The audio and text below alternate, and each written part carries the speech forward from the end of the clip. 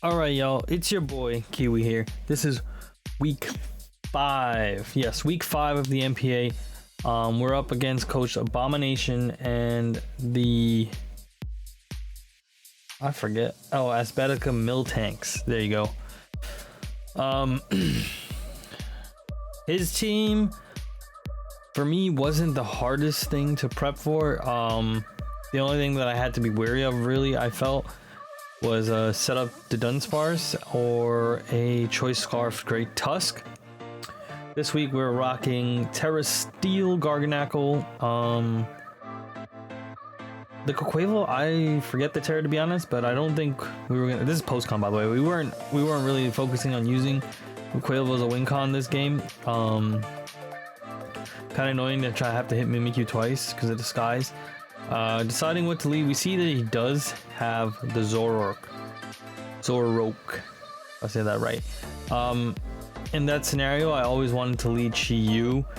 I knew this thing could Focus Blast me, obviously, but that thing is frail and Chi-Yu's faster Scarf, so I would just immediately know if he was Scarf.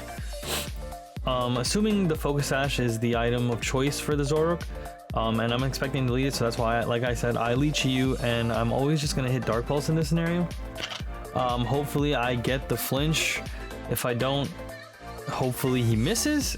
If it doesn't, then that is the possible worst case scenario for the turn 1 play. He did bring this. I presumed that he would have at least these 5 out of the 6. To me, the Mimikyu was iffy-ish, but he did bring it. Mimikyu is a pretty good offensive threat. Access to bulk up, Swords Dance, you know, the 9 yards with the Disguise, and then Drain Punch. I was going to DP, but Drain Punch. All right, so Chi-Yu comes out, and we see the Dunsparce. He could body press me, but I should live, so I'm either just gonna, I'm pretty sure this is Zoroark, I'm just gonna Dark Pulse right away. It should do more than 50%, somewhere between like 50 to 60. Yeah, we're gonna see about 55%. You're gonna see him go back to his Zoroark form, the illusion wears off. Hopefully flinch, he doesn't flinch, and then he lands the Focus Blast. So not only do we not get the flinch, but he also lands the Focus Blast. That's gonna OHKO the Chi-Yu, unfortunately. Not a good start for us, man. It's tough, really tough. Guys, the kill leader pulled you guys, that was actually versus Cherry's team. I don't know why I left that on the screen. Please ignore it. And this is post-com, so I can't really edit that right now. I could just put something over it. Sorry about that. With Zoroark dead, with Chi-Yu dead, sorry, I have nothing immediately faster than this thing. So I think I'm put in a situation where I have to go into Rotom here. I'm pretty sure I do, and then I just Volt Switch. It should die to Volt Switch. Like I said, Zoroark is frail. Not before it gets off a nice chunk on us, obviously, which is gonna suck. But hey, you know, we took the chance or the risk with you. It didn't pay off, so you got it back in blood, bruh. We're gonna offer Volt Switch. Hopefully he doesn't have the Sludge Bomb. If he has Sludge Bomb, he can do a decent chunk to us. Okay, he just Dark Pulses. He's gonna get about like 25 to 30%. Volt Switch is gonna take this thing down. It's tied up 5-5, and basically he's gonna have the opportune play by seeing what I have to switch into because of the Volt Switch. I don't immediately want to go into Coquavel, I think. That Vaporeon is quite a problem. I believe I'm Terra typed to counter the Vaporeon. I'm not 100% sure. We'll see in a few minutes.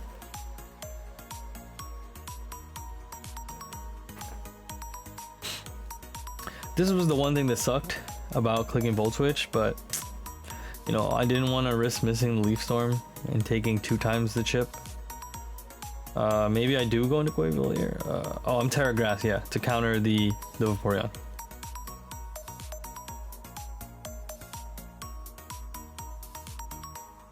Bro, Baxcalibur has put in so much work. I feel like it's just tough because so much of this meta is just like hyper physically offensive mons.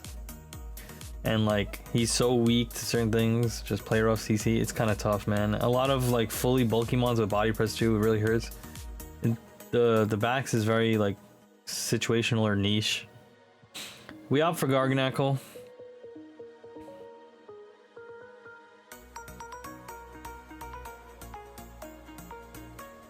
What does he go into? What's taking him so long? This battle overall just was very slow paced. Bruna Cog. That is the Salamence. Okay, so this is a pretty aggressive play from him. I always expected to be him to be Terra Steel here. Obviously it is the likely Terra for Salamence, but we are gonna find out right now.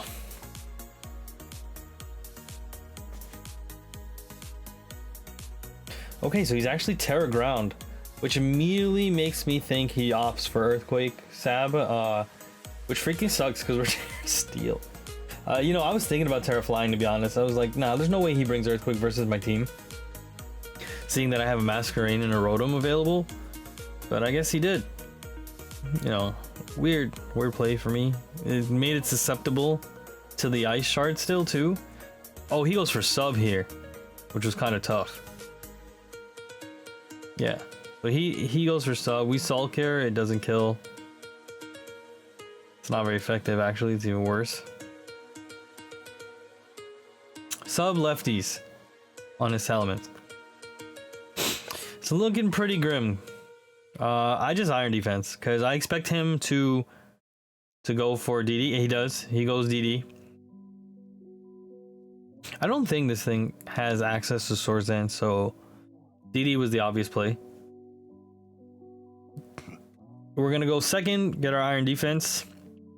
+2 defense. Very nice, very nice. If you look at his team, the last special attacker left is just the Vaporeon. So, you know, I'm seizing this opportunity to get up high as I can right now.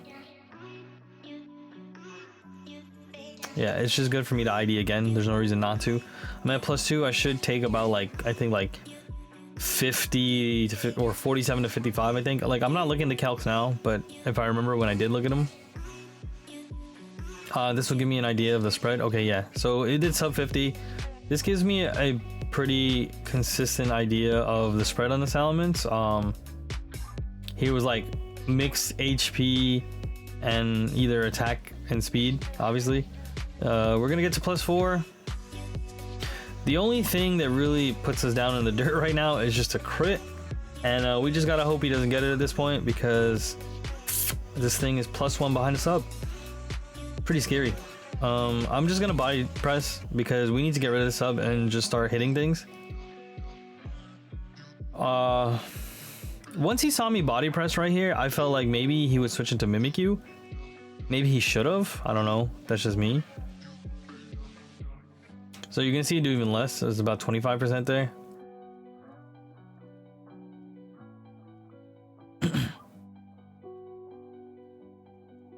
Okay, so now his options here, I mean, like, don't know if he has Roost or not, but I'm always just gonna recover in this scenario because yes, I could take the hits, but I need to make sure I'm in a better range for survivability from the Vaporeon. So I'm just gonna recover. He's just gonna keep earthquaking, like he's just gonna hope for the crit. I mean, sometimes that's your win con. What can I say? Like, you need the RNG to roll for you.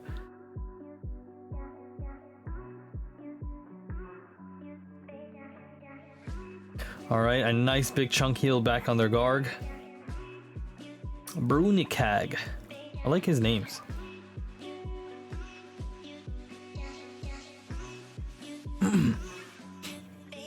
I think I opt to just body press now. Yep.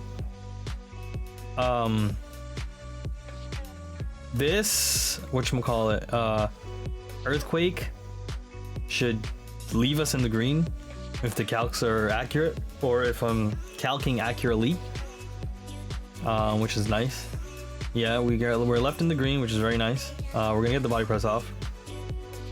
At +4, body press is gonna kill this thing. So his Terra Ground Salamence is gonna go down. One of the biggest offensive threats on his team goes down to GARGANACL. At this point, you know, some of the only offensive pressure that he has now versus this thing is going to be his Vaporeon. This is why I led so aggressively with the Chi-Yu. Having a special attacker down puts Garganacl in such a good position. I am max HP in Spadef, but the access to Iron defense at base 130 defense is pretty massive. Right here, obviously we expect the CC. He could Headlong Rush, but I actually didn't calc this, but I just took a roll that I was gonna live. Because at this point, if I died, I died, but if he CC'd, I'll get him down in defense, and I'm just gonna heal up. And it actually did sub 25%, which was freaking massive. Like a massive W for us there. I honestly expected this thing to hit harder here, but Garganacl is just a beast.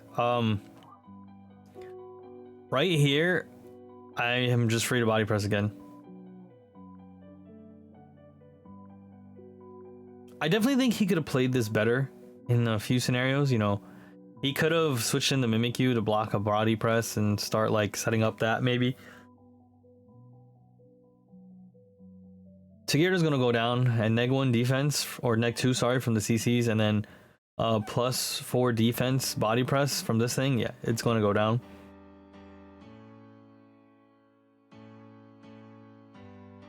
I definitely think he could have went into Vaporeon once I was around 50% when he came in on the Tagirdo, the Iron Tusk or Great Tusk, and hit the CC. He could have brought in Vaporeon and just swung with the special attack first.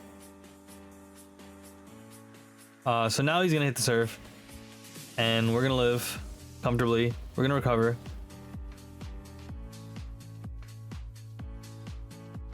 No reason not to get ourselves as healthy as possible, you know.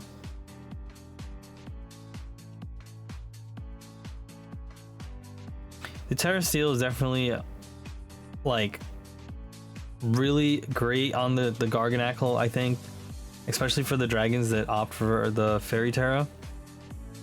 Fortunately, he went ground, but we managed to work around it very nicely. Body press +4, we kill this thing, very nice, one shot. Garganacl putting in some pain this game, man. This is actually one of the first games I really went crazy with Garganacl like this. Like nobody, like he was unbreakable. It's another situation of getting them into their niche, so the Mon can really just shine. Okay, so here comes the Mimikyu. Here we go. Now this thing I can't body press, unfortunately. Oh, he's just gonna sulk here. He bulks up. Okay, so at this point I immediately imagine that he's Drain Punch, like Drain Punch Wood Hammer.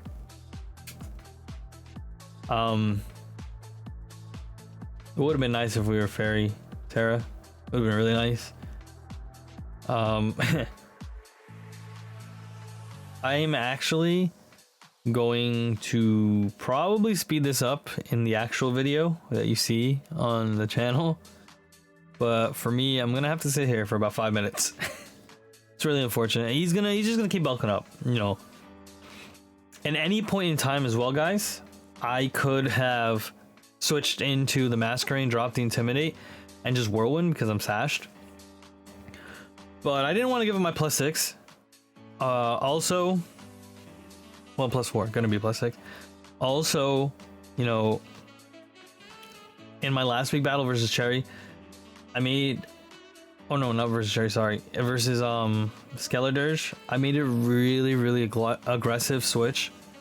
It was versus Sven and his Skeledirge in the YCL actually, and it cost me the game. It tossed the game. I had so much control, and literally one turn of aggression cost me the game.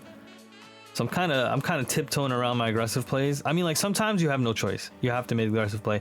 But in this scenario, I didn't really need to. You know, if he wants to play for a crit, we could play for a crit, I guess. Because like Masquerade always just comes in and just sash Whirlwinds, and I'm out of that situation freely.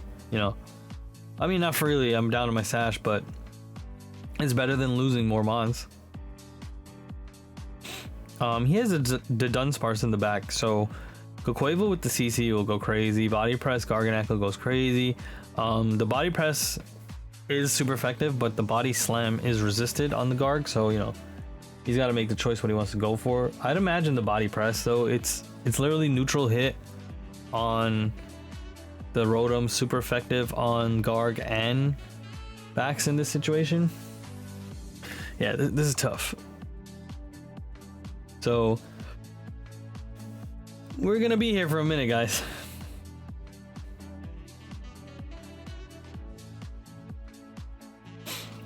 This is literally all he could do though. Like actually, I'm debating whether or not I want to just switch right here into Masquerade,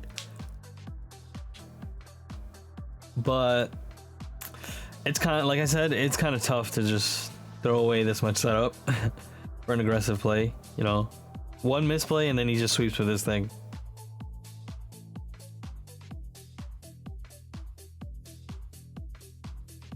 For us, it'll be nice if we can get a crit too. Man, the residual chip on the GARGANACL is definitely freaking nice. Definitely nice.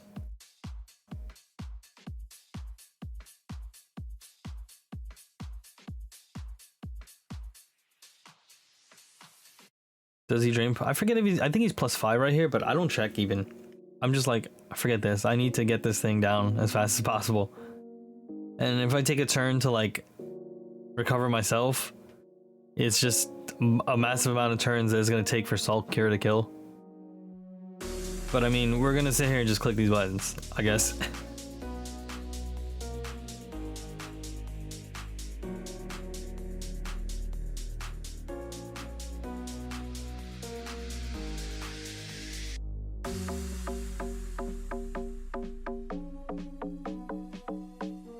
I literally just have to keep Salt Curing.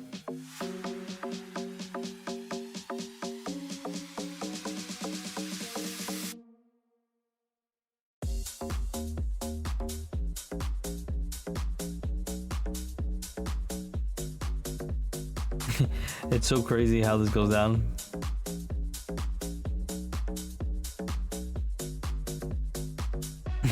Maybe I won't fast forward it because I feel like people might be invested at this point to see who wins this 1v1.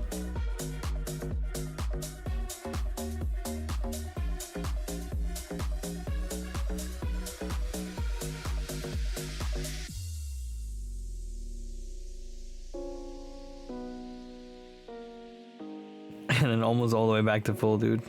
GARGANACL's crazy.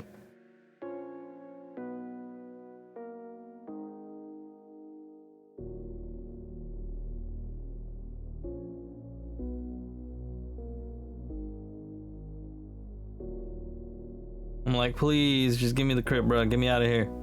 I don't think the game gives it to me. So he goes to +6 finally. And then the Salt Cure does even less. Holy crap. Yo.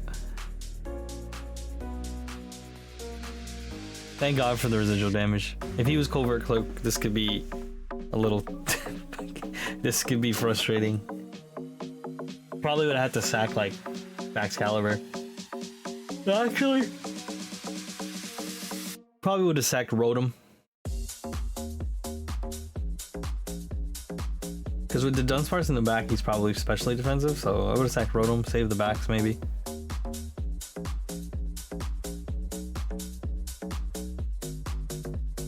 I won't lie. I commend a bomb for not giving up and really trying to push through this. It's not fun to be up against this Bond, man. I won't lie.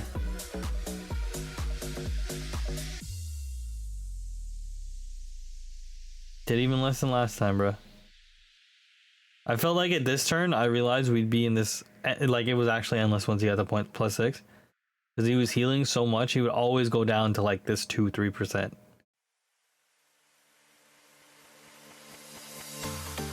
We gotta recover, you know? He's playing towards, I gotta run out of recover, or either of us get a crit, or... you know, like any of those things could really just upset the game.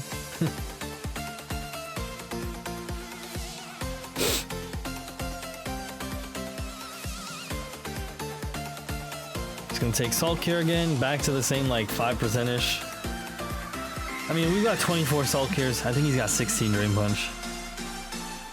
That one did even less. But he heals so much HP on Garg, so he heals a lot. Thank God we finally got it, bruh. Thank Arceus. There's the crit. Oh man, that was tough. It's tough. I know it was even tougher to watch, probably. He's just gonna go into the Dunsparce right here, guys. That's all he's got left. Halak. And this is just a free body press all day, buddy.